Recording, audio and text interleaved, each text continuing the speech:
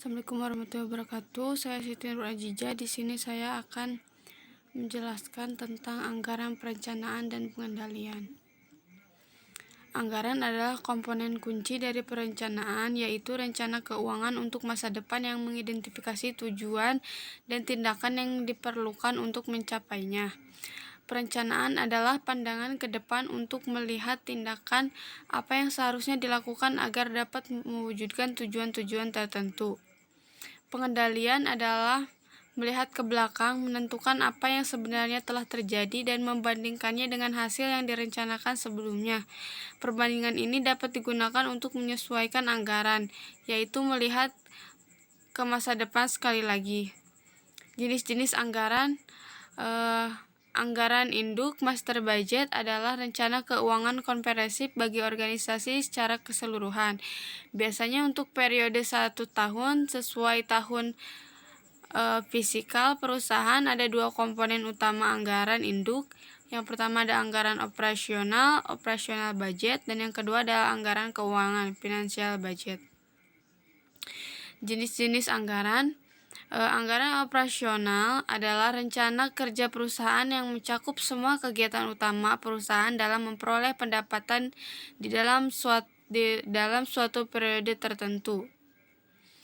Anggaran keuangan, financial budget, adalah anggaran yang berisi taksiran-taksiran tentang kegiatan-kegiatan dan kondisi finansial perusahaan dalam jangka waktu tertentu yang akan datang, di mana anggaran keuangan perusahaan secara terstruktur dituangkan dalam laporan neraca balance sheet.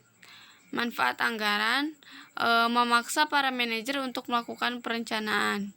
Yang kedua, ada menyediakan informasi yang dapat digunakan untuk memperbaiki pengembalian keputusan. Ketiga, menyediakan standar evaluasi kerja. Dan keempat, ada memperbaiki komunikasi dan koordinasi. Sistem penyusunan anggaran, yaitu ada 3. Sistem anggaran induk tradisional. Pembuatan anggaran induk sebagian besar didasarkan pada anggaran induk tahun sebelumnya. Zero based budgeting (ZBB). Manajer pusat bertanggung jawab untuk menjustifikasi setiap aktivitas yang direncanakan dan taksiran biaya soal aktivitas tersebut baru pertama kali dilakukan. Terus ada planning, programming, and budgeting system. Alokasi sumber daya organisasi yang terbatas pada aktivitas atau program yang menjanjikan tingkat hasil paling besar. Kelebihan kekurangan proses anggaran induk tradisional.